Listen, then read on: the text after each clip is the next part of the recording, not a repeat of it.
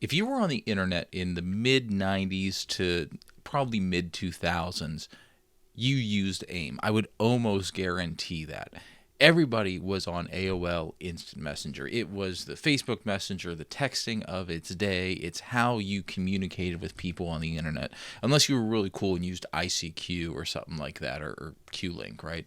But AIM was really texting for the masses online, and it was great. But the problem with AIM was you had to be on a computer, right? Whether it was a desktop or maybe a laptop if you had it in the time, but you had to be on a computer. That is until Motorola came out with the IM free MX240a in 2003. This device for $129 gave you AIM in your hand, wireless communication with your friends, terms and conditions apply. And I have this boxed version that I want to share with you. I picked this up because years ago I saw Mac 84's video on one of these, and I just thought, man, that'd be really neat to have, right? Well, I got it. And if you saw one of my other videos about the Nina network, Nina, that is a network where you can sign on to AIM and still communicate. I have this working on the Nina network. So I'm going to show the device off to you and show how you could get this working today and texting with your friends. Let's take a look at everything you get, and then we'll jump over to the installation and then the device itself. Motorola did a really good job. I think it feels good. The buttons are smushy, but overall, I really like the design of it. I can see that if you were a teen, maybe a tween with smaller hands than it would actually be a little more ergonomic. My hands are a little too big for this device, but we'll look over that later. But once you open it up, obviously you get a user guide, your installation CD, power brick, because there is a rechargeable battery in here, which by some technology miracle still works. And then, most importantly, and maybe surprisingly, you get this Motorola USB transceiver, because this doesn't have Wi-Fi built into it. It communicates with your computer over 900 megahertz. Remember that frequency that your wireless phones inside your house used? Yeah, this used 900 megahertz. So if in the early 2000s or today you had an older phone that worked on the 900 megahertz frequency, you might have some compatibility issues. So when this was released, a lot of people were saying, hey, you might have to upgrade the 2.4 gigahertz band for your home phone because you will have some interference. But because it's on the 900 megahertz band, that was fairly reliable. I remember when I had it. I have really good range with this. I've taken this thing outside, upstairs, downstairs, out to check the mailbox, and I still had connection.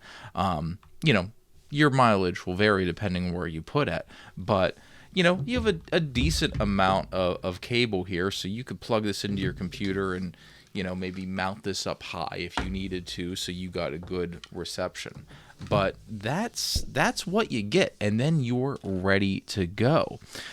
So let's install the software. I'm going to show you what it looks like on Windows 11, because it runs on Windows 11. A couple things you can't do, but it's not a loss that I think. And then I'm going to show you what you have to edit to get this to work on the Nina network. And then we'll switch over and try to share as best as I can the screen and how this operates. All right, so there really isn't too much to do in the software. So you open it up, get into your default settings here. And when you hit OK, you get to this. We're going to go over to our connections, because when you set up the Nina AIM, as you know, you have to change the host. And I originally thought I would just, I use a proxy server. You see, I still have the Phoenix network here, but I thought I'd put the Phoenix or the Nina network in there. It didn't work. You can't change that host. That does not actually allow you to connect to a network. I'll show you. You have to do some hex editing. I'll show you how to do that later. But if we go through connections, modem, LAN, irrelevant for today. Now, we do have different sounds, but I've noticed on Windows 11, no matter what you do, will it play? There we go.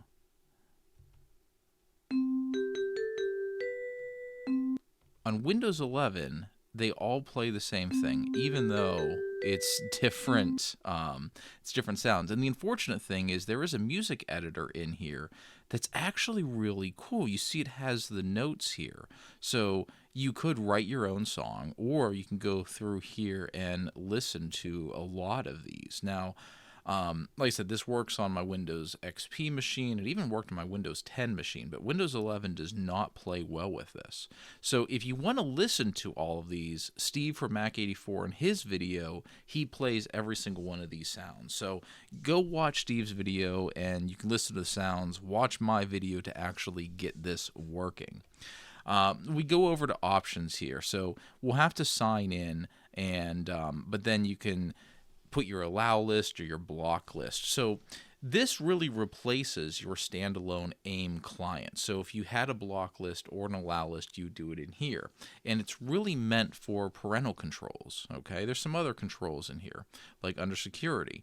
Disable all handhelds at certain times. And it says all handhelds because your software and your puck can have 7 handhelds at once. So you can have an entire family on here with different Motorola IM frees all talking. I can activate and deactivate them depending on who I want to be able to use it. I could set times where it'll work or not work, or hey, you know what? We're having dinner at 6 o'clock and we're going to stop texting for an hour and a half. We could set all of that here. Really, really cool things. We have this diagnostic here. So let's just test things. We'll do this start test and it'll let me log in.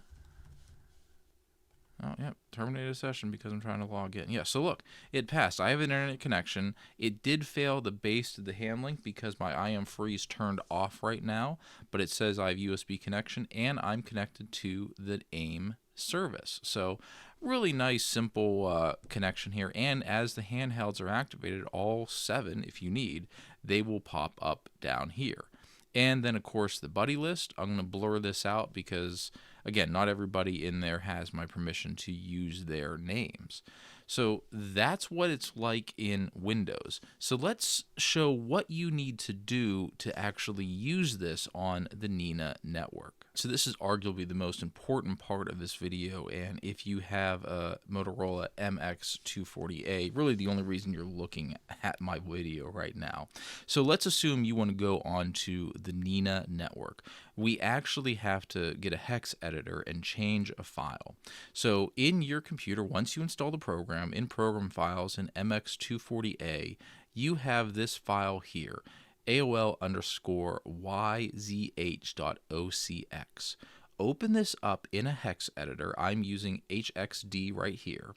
And this is what we need to change. We need to change this value right here because this originally defaults to AOL's AIM hostname. We need to change this to the Oscar.Nina network. So you can either do this yourself or, you know what, I'm going to provide this file for you. And I do want to thank everybody in the Nina Discord because as I was messing around in the hex editor, I asked the question. I said, hey, I think I know what I need to do here. And people rogered up and said, yep, you go and edit it. And they shared the file with me. So I'm sharing that file with you again. It's kind of serendipity when you fix a problem and then have other people share the same solution with you. So you could either go into your favorite hex editor and change this yourself or use the file I have. All you need to do with that file is then insert it into your file here, into the MX240a directory, overwrite the one that was installed. As you can see, all of these files are from 6/26/2002 when they were originally created, and here's mine at 4/19/2025. This is the file you're going to get. And then you'll be able to log in through the Nina network. If you never connected to Nina before, please check out my other video and I'll explain how to get running on Nina AIM. All right, look, no wires. I got the puck over here. It doesn't have to be this close. Now, I apologize ahead of time because I'm going to try to do this with minimal glare as possible, but that's going to be difficult because this isn't the greatest screen, and that's really my first complaint. So let's turn it on, There we go. So it's communicating. You saw that flash real quick. So it's going to say select a service. And it makes me think that in future, if there was a feature for this device, we could have had Yahoo, MSN, ICQ. But we're going to select AIM. And there is my screen name. So I have Mike A360 and RTOD on the Nina network. So we're going to log in with that. I'm going to type in my password here, so please look away. All right, so the password is in. We're going to hit send to connect, and it does say handheld 1. There we are. So now we're in. Now, it does populate with some screen names. I'm going to blur some of these people out because I don't have their permission. But it's interesting, right? So you have your IM free agent. That's the first one. This is kind of your... I almost said AI. This is your helper for the Motorola IM Free. So when you're using this device, if you needed to add a buddy, delete a buddy, or change a group, you're going to use this IM Free agent. Because remember, we're not using the AIM client on Windows, and you might not have readily access to the IM Free program. Because the idea is, hey, give this to the kids so they can talk to their friends, and the parents can do actual work on the computer. So if we needed to add delete a buddy, we would do that with the agent. So let's go back and see who's on, and we're going to start some groups. This device, unfortunately, can only talk to 6 people at a time, and I'm going to explain some of that a little bit. So we're going to do my RTOD account. There we go. I got my away message. Let's go back and let's also message my wife's account, which I'm sure she will never use again. And let's see. Can she? There we go. Yep, there we go. So look, she messaged back, right? So right now, down at the bottom, right, you have these 6 buttons here. This is where you would switch back and forth between conversations. And if you were talking to all 6 people, and you needed to add somebody else, you'd hit buy. So let's make sure my wife's conversation, hit buy, boom, now she's gone. Now I have 2. We can go back to who's on, and if I had more people, I could scroll up and down and see the rest of my buddy list. So that's pretty neat, right? Let's see. So let's show you what it's like. So I'm in one message here. I'm going to go over to my RTOD account on the computer here, send a message. Oh, so you heard it. The notification light is blinking, but it doesn't tell you right off the bat who sent you the message, so you'd have to scroll through and find it. Oh, there's RTOD. We'll say hi, send it. Now, let's say I want to make some icons, right, some emoticons. If I hit this yellow button down here, I can send a representation of an icon over. This is a very simplistic machine. It's really meant for just text. That's all you're getting. You're not file sharing. You're not doing video.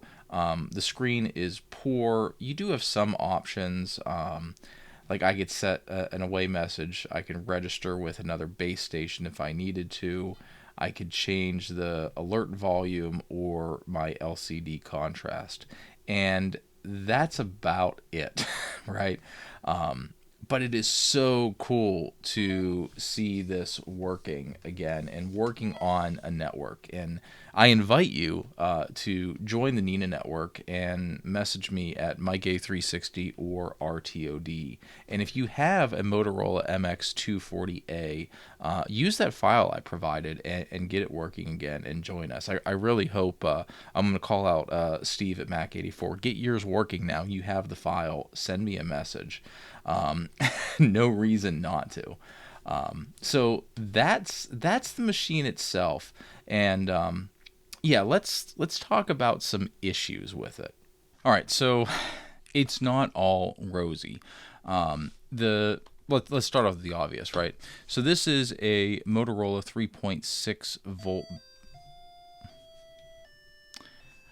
It times out, which is fine, right? That's how it saves battery. If you're not active for a couple minutes, it'll go into a sleep mode. You could still receive messages. Hopefully this doesn't beep while I'm recording.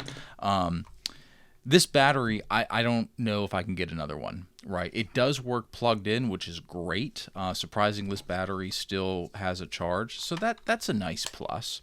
Like I said earlier, my grown-up hands don't grip this really good, but what I've noticed is the keyboard is shifted to the left, or I think it's shifted to the left, probably because some of the functions over on the right-hand side. But when I first started using it, I was always a letter off to the left, right? If I wanted G, I would hit F. I've gotten better with that. I'm actually pretty good at typing this now, which I think is a brag, maybe. But it's like typing on a TV remote. Okay, it has the same rubbery buttons for them. But it is shifted to the left. The screen, not great. It Well, I'll take that back. Outside, it looks really good. I enjoyed using this outside on a bright, sunny day. Indoors with normal lighting, good, right? But it's very glossy. You get a lot of shadows on it. You get a lot of light reflecting on it. I actually wish it would had a backlight. That would be really cool. I could just imagine, it being like 2003, 2004, sitting in your room at night with the backlight, talking to your friends. Maybe the keyboard would light up on it. That'd be a really cool and useless mod for this. I don't know if I would have wanted to spend over $200 for this back in the day. I think I probably even paid too much for it. That's if you could find them. As of now, I cannot find any of this on eBay because I wanted to buy another one for the video and actually be able to talk to two of them. That's probably not going to happen. Outside of that, man, this is a really, really cool device. I'm glad I have it in my I'm glad I have it in my collection. And do you have one? Are you going to get this registered on the Nina network and we can all talk to each other on our Motorola devices? It's really cool. It's something that really until I saw Mac84's video, I didn't know it existed. At least I don't think I did. But realistically, 2003, I want to say I definitely still used AIM, but I think it was on the decline because I had Facebook. Did Facebook have Messenger at the time? I had a Facebook. Either way, I had a cell phone and I would text my friends. That's how I talked to everybody. And, at that time, it was easier to talk to everybody on my phone, vice being tethered to a computer. So I'm not really sure I would have had much use for this back in the day. But I wanted to share this with you because you probably never saw this before.